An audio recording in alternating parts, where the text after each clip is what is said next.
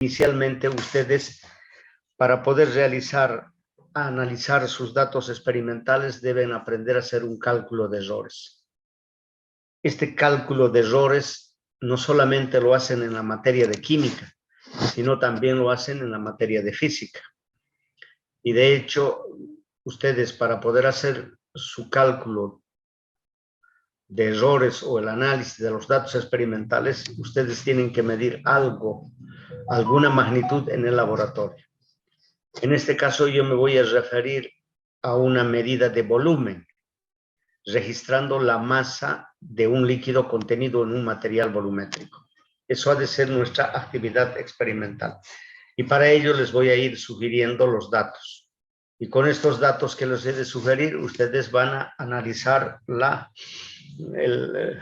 información y van a hacer un análisis de los datos experimentales para calcular algunos factores de experimentación y de investigación en los diferentes laboratorios. Esta es la finalidad de este trabajo experimental.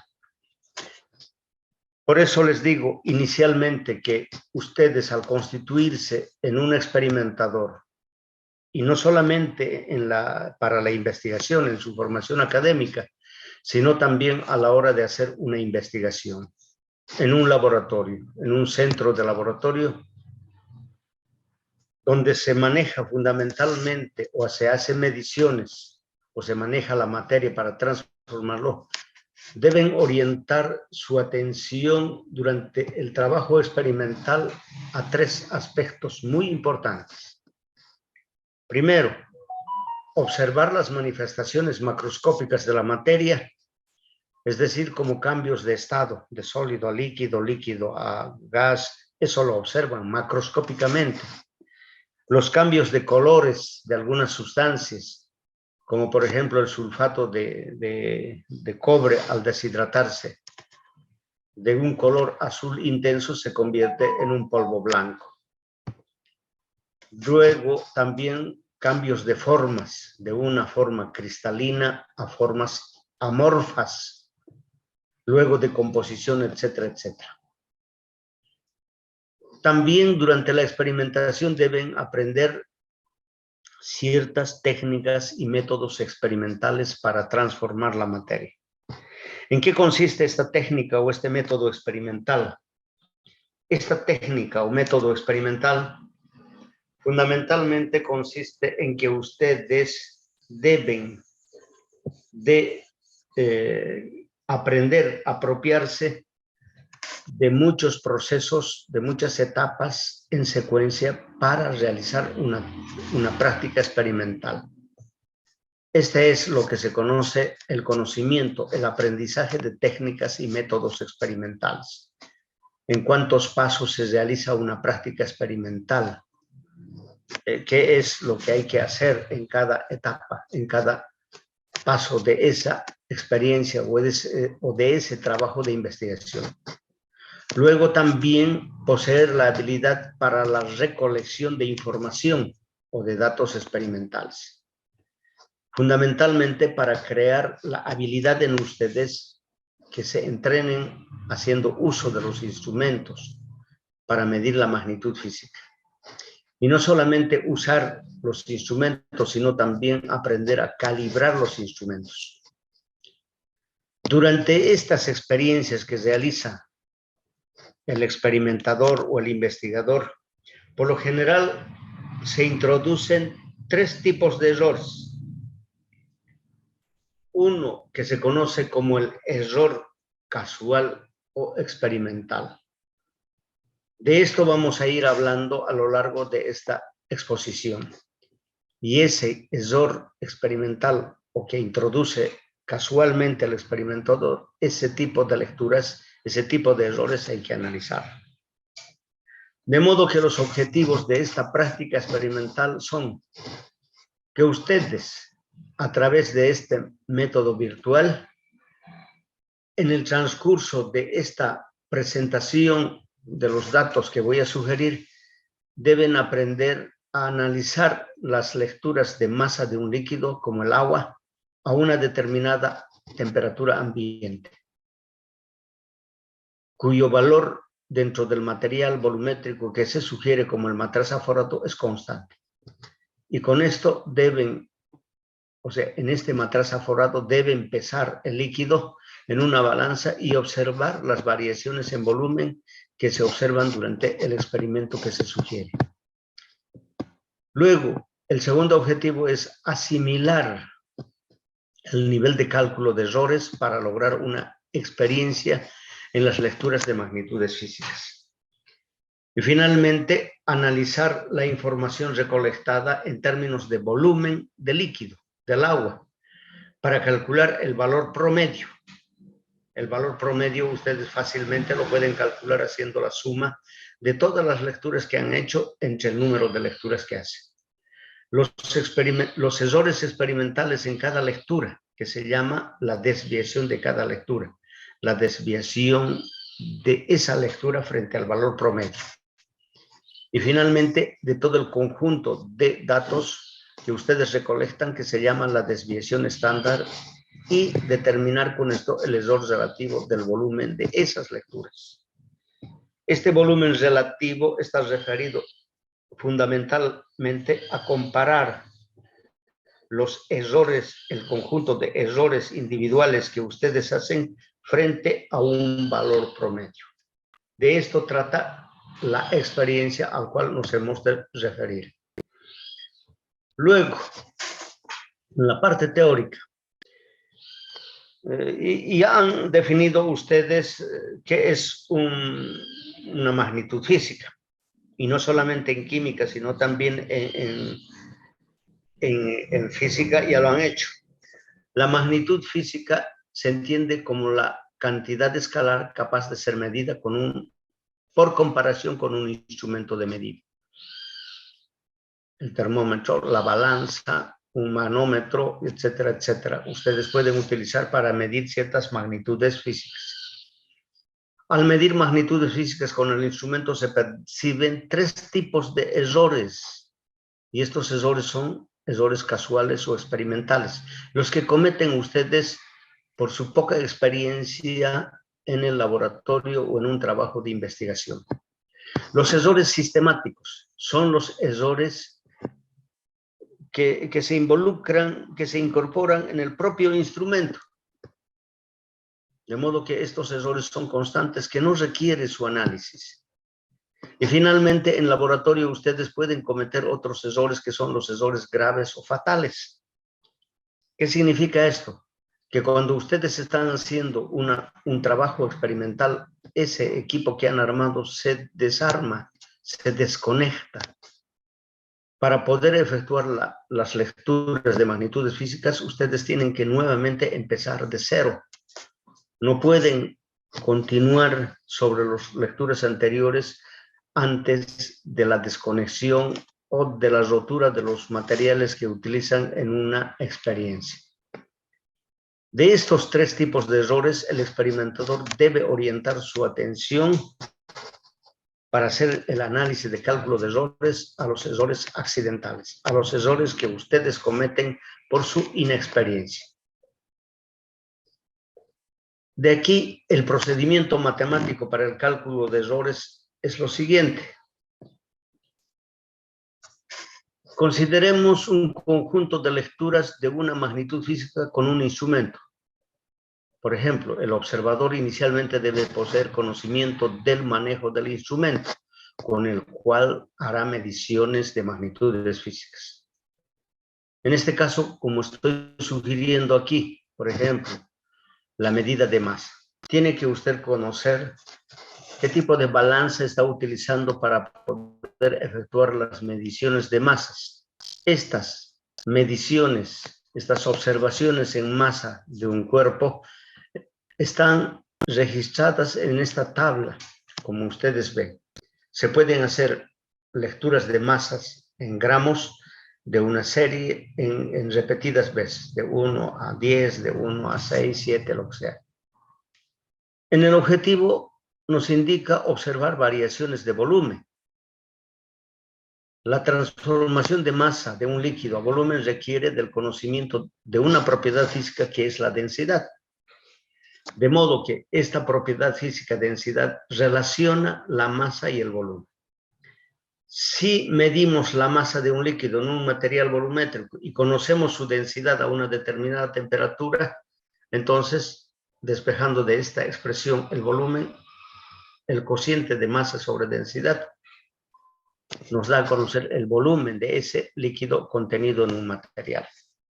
De modo que en esta experiencia yo les voy a sugerir masas de ese líquido contenido en un material volumétrico y ustedes, conociendo la densidad, van a calcular el volumen. Se van a tener que generar otra tabla de volúmenes de ese material volumétrico. Y con esa tabla de datos en volumen, ustedes harán el cálculo de errores como les voy a ir indicando. Si se conoce la densidad, les decía, del líquido a una determinada temperatura, entonces es posible conocer el volumen del líquido. Los tipos de materiales volumétricos que podemos utilizar en esta experiencia pueden ser volúmenes de contenido o volúmenes de emisión. Contener, como se contiene el líquido en un matraz volumétrico o en una probeta graduada. Esto también un poco les está dando la idea de que ustedes en estas experiencias vayan conociendo algunos materiales que se utilizan en las prácticas experimentales. O cuando dejamos emitir de un material volumétrico desde una pipeta, conocen ustedes una pipeta y un material volumétrico que es la bureta. Enseguida se los voy a mostrar en una diapositiva estos tipos de materiales. De modo que conociendo la masa del líquido y su densidad de dicho líquido en el material que emite o que contiene, se puede calcular el volumen del líquido. Esto se lo hace mediante una propiedad física que es la densidad de esa sustancia. Densidad es masa sobre volumen. Es decir, la densidad está referido a la cantidad de materia que contiene un líquido en un determinado volumen. La densidad es una propiedad física de las sustancias sólidas, líquidas y gases. Pues la dificultad está en conocer, o sea, la masa de estas sustancias sólida, líquida, gas, lo podemos medir fácilmente con una balanza, pero el problema es del volumen. Si el sólido tiene una forma geométrica conocida, todavía puede ser muy fácil medirla. Pero si es irregular su forma de volumen, entonces ahí tenemos problemas. De los líquidos y de los gases, es un poco más problemático medir sus volúmenes. En esta práctica experimental lo vamos a hacer la medida de volumen en alguno de estos materiales. Y les estoy sugiriendo que es el matraz aforado. El matraz aforado es un recipiente volumétrico que es de una forma de pera en la parte inferior con un cuello largo. Y en la parte del cuello tiene una línea que se llama línea de aforo. Entonces el líquido hay que dejarlo conteniendo hasta esa línea de aforo y medir primeramente vacío el matraz y luego con líquido. Y luego restamos el material del matraz aforado y con agua el material vacío, la masa del vacío, y vamos a tener la masa del líquido que contiene este material. Y con eso, su densidad, podemos saber si exactamente es del volumen que nos están diciendo que es este material volumétrico que es el matraz aforado. Lo propio podemos hacer con la probeta graduada. Este es un cilindro que tiene una escala. Y fíjense, entre división de la escala y escala, es posible que tengamos dificultades en hacer una apreciación de volumen. Luego la bureta, lo mismo, aunque esta bureta por dibujo está más pequeña que la probeta. Cuando este instrumento que se sujeta en un soporte universal debe ser muchísimo más grande. Igual la pipeta. La pipeta debe ser mucho más pequeño que estos materiales de 10 ml, generalmente existe. De modo que de estos 4 materiales tienen 2 materiales volumétricos de contenido, el matraz aforado y la probeta graduada. y estos otros son de emisión, porque emiten cuando abrimos la llave o cuando levantamos el dedo cuando estamos cerrando la parte superior de este instrumento de medida. Esto por lo menos virtualmente ustedes reconózcanlo, porque después en la parte presencial se pueden ver objetivamente esos materiales. De modo que para este hecho el método experimental está referido. En cualesquiera de esos materiales volumétricos se puede contener un líquido o emitir un líquido. En este caso vamos a referirnos al volumen, o sea, al material volumétrico que es el matraz aforado. Esa masa del material vacío es de 50 gramos. Y luego, la masa del material con líquido la vamos a referir como M1. La densidad del líquido es D, y luego de la expresión vamos a poder calcular el volumen, que sería M1 menos la masa del vacío sobre la densidad, que ha de ser el volumen. Por tanto, es posible calcular el volumen para cada lectura de masa que contiene el material, y luego con ese volumen fabricarse otra tabla para poder determinar o para poder efectuar los datos experimentales. Los datos experimentales que estoy sugiriendo son estas. Fíjense, si en esta experiencia se han utilizado un matraz aforado de 50 ml y en ella se han efectuado mediciones de masa de líquido con una balanza a una temperatura, es posible conocer por sus lecturas las mediciones y calcular los errores observados en cada lectura. La masa del material volumétrico vacío ha de ser 50 gramos. Y los datos, o sea, la masa del matraz volumétrico, del matraz aforado, 50 gramos. Y luego efectuamos 8 lecturas. Para la primera lectura, la masa del agua con el material, eso quiere decir que a estos 75,6 tenemos que restar 50. Las masas del material con agua son estos valores en 8 veces. Donde M sub I es la masa del material volumétrico con el contenido de agua a la temperatura de 20. Si M sub 0 del material vacío, del volumen de agua calculado, ha de ser igual al volumen del material volumétrico, entonces pueden calcular los volúmenes o hacer otra tabla en términos de volúmenes.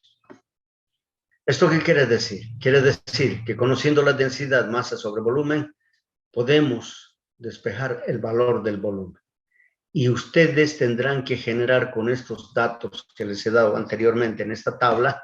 Por eso quiero que tomen una foto, si ustedes quieren, de estos datos de esta diapositiva, para que hagan otra tabla con valores de volúmenes del agua contenido en el material, utilizando densidad masa sobre volumen, M sub 1, que son estos valores, que son los valores que he sugerido, estos valores M sub 1 o M sub I, y M sub 0 es la masa del material volumétrico vacío. De aquí despejamos volumen. M sub I menos M sub 0 sobre densidad ha de ser el volumen para cada lectura. Por tanto, ustedes tienen ya otra tabla en 8 lecturas con sus respectivos volúmenes. ¿Y qué es lo que tienen que hacer? Primeramente, para hacer el análisis de información, tienen que determinar el valor promedio, el valor representativo. Este valor promedio es sumar todos esos valores de volúmenes que han calculado en la anterior tabla y dividirlo entre el número de lecturas. Y ahí tienen el valor promedio. Y luego la desviación o error de cada lectura, que no es otra cosa la diferencia de ese valor de volumen menos el valor promedio. Ese es el error. Después la tienen que elevar al cuadrado, que se llama la desviación cuadrática, a esta diferencia de volúmenes. Desviación media cuadrática o desviación estándar es la raíz cuadrada. Es decir, si nosotros elevamos al cuadrado cada lectura, cada diferencia, y hacemos la sumatoria, ustedes tienen la desviación estándar. Y esa desviación estándar debería de ser volumen B sub i, suma de volúmenes sub i menos volumen promedio al cuadrado sobre n. Pero n muchas veces en laboratorio es muy pequeño y como consecuencia deben multiplicar para que esta desviación tienda a un valor más pequeño por n menos 1.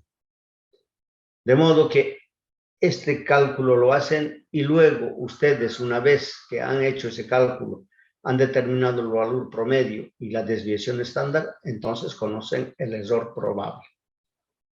Ese error probable nos permite calcular el error relativo de las lecturas, que no es otra cosa, el cociente de la desviación estándar entre el valor promedio multiplicado por 100. Si en este error ustedes calculan, si este error es mayor al 12%, el experimentador es malo. Si el error es menor al 10%, el experimentador es muy bueno. Por tanto, en el cálculo de errores, este factor de error o este valor de error es un factor experimental que califica la habilidad que tiene, la destreza que tiene el estudiante para realizar lecturas de magnitudes físicas. De modo que es esto lo que ustedes deben calcular. Yo les pregunto, jóvenes, estas expresiones que estoy dando, pueden tomarlo una foto o apuntarla en su cuaderno para que hagan el informe para la siguiente clase. ¿Me han entendido, jóvenes? Sí, ingeniero, se lo he entendido. Ya. Entonces, hagan estos cálculos que les estoy diciendo en base a este trabajo de análisis de datos experimentales, con la información sugerida que les he dado. ¿Está claro? Bueno, pues jóvenes, yo les agradezco su atención y la siguiente clase, siempre como esta hora, de 10:15 a 10:30, vamos a entrar a trabajar experimentalmente, de modo virtual. Terminándoles otra vez la información que les digo. Pasen por Secretaría del Departamento de Química. Esto si ustedes desean hacer, a cancelar 10 bolivianos por el uso de laboratorio. Yo les he dicho, esto solo es una instructiva del departamento. No es resolución ni del Consejo Facultativo ni del Consejo Universitario. Generalmente este monto se cobraba con resolución y se cobraba en su matrícula a la hora de que ustedes paguen su matrícula para ser estudiantes regulares. Ahora yo no sé qué es lo que ha pasado, no lo han incorporado en su boleta, se han olvidado y como consecuencia desde la administración central les está diciendo que paguen en sus respectivos departamentos. Ahora, otra cosa, los estudiantes que van a convalidar la materia, como son ustedes estudiantes repitentes, el día martes en la tarde yo les voy a esperar para que convaliden toda la tarde, desde las 2:30 hasta las 6 de la tarde, les voy a esperar en el laboratorio, en la Secretaría del Departamento de Química para convalidar sus laboratorios. ¿Está claro? ¿Me han entendido, verdad? Sí. Ya, entonces el día martes les espero a todos los estudiantes que convaliden. Y esto manifiestan en su curso, porque puede que, como están convalidando,